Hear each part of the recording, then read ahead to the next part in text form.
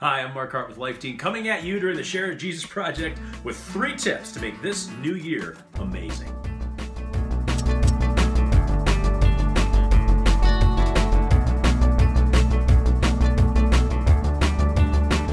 Okay, why do most New Year's resolutions fail? Because we try to do way too much. We have these audacious, insane goals that we're never going to be able to commit to or follow through on. I'm a big believer when you make a new resolution, a big believer when you want to make a change in your life. If you want something you've never had, you have to be willing to do something you've never done.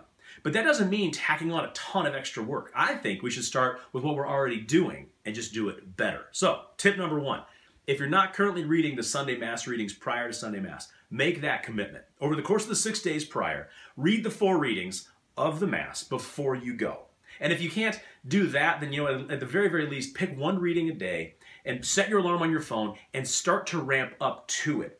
But when we actually read and pray through the readings ahead of time, the whole liturgy of the Word, it comes to life more. If you don't have the resources, don't know where to go, contact me on Twitter, on Facebook. I'd be happy to help point you in the right direction. We can do this together. If you're already reading the Sunday readings, then I'd suggest you start reading the daily readings. If you're not, every single day.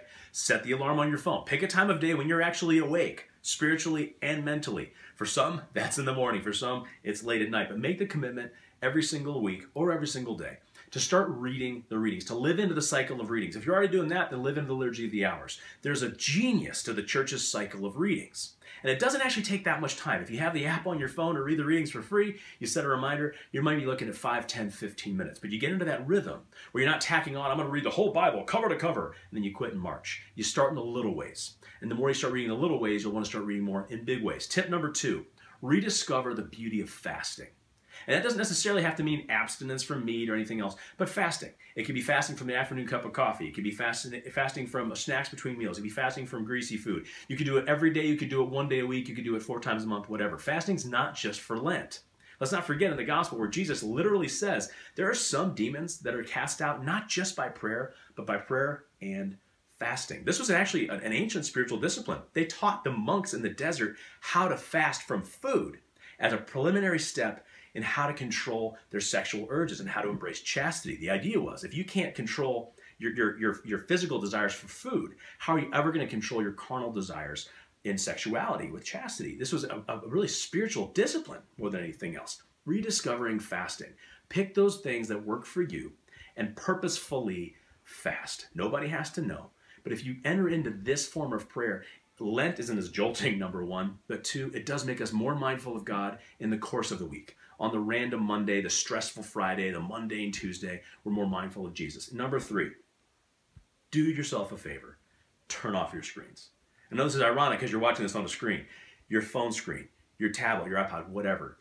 Log off. When you're home, when you're out to eat, when you're with friends, turn it off. Keep it in your purse, keep it in your backpack, turn it off, keep it in your pocket, whatever you have to do to be present to the people God puts around you.